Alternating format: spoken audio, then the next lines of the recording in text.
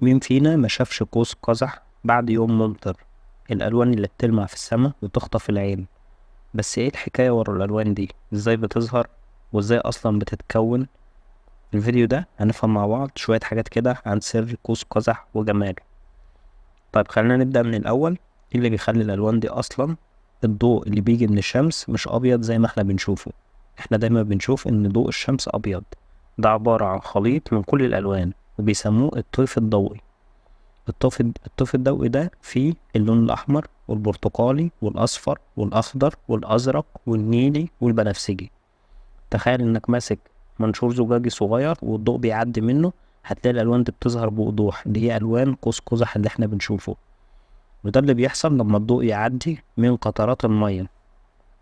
المطر بينزل، بتكون في قطرات مية صغيرة في الهواء. القطرات دي بتشتغل زي عدسات طبيعية، زي المنشور الزجاجي كده. الضوء اللي جاي من الشمس بيدخل جوه القطرة، ينكسر، يعكس جواها، ويرجع يخرج بألوان مختلفة.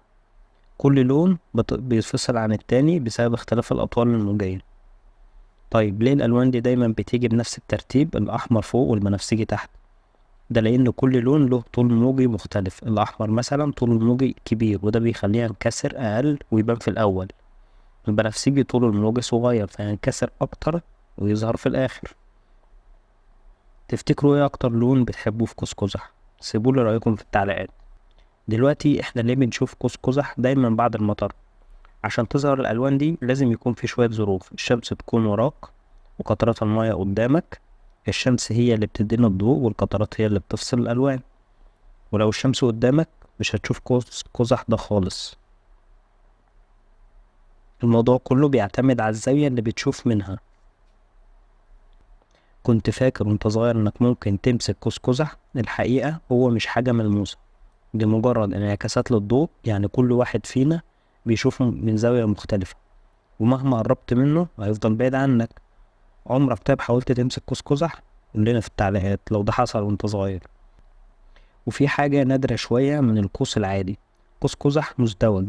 ده بيحصل لما الضوء ينعكس مرتين جوه القطر، وبيظهر قوس تاني فوق القوس الأساسي، بس الألوان بتكون معكوسة، الأحمر تحت والبنفسجي فوق. زمان في حضارات زي الإغريق كانوا بيشوفوا قوس قزح كرمز للأساطير. كانوا بيعتقدوا إن هو قوس قزح اللي هو إيريس، إلهة قوس قزح اللي بتوصل رسائل الآلهة للبشر، اللي بتوصل رسائل الآلهة للبشر. وحتى في بعض الثقافات القديمة كانوا بيعتقدوا إن قوس قزح هو جسر بين العالمين، العالم اللي احنا فيه وعالم آخر. يعني كل واحد كان ليه تفسيره الخاص. في النهاية قوس قزح مش مجرد منظر جميل، ده دليل على جمال الفيزياء اللي بتتحكم في حياتنا اليومية. كل مرة تشوف فيه قوس قزح افتكر انك بتتفرج على واحدة من أعظم الظواهر الطبيعية. لو عجبك الفيديو اعمل لايك واشترك في القناة، وقول لنا ايه أكتر مرة شفت فيها قوس قزح واضح في السماء. شكرا، سلام.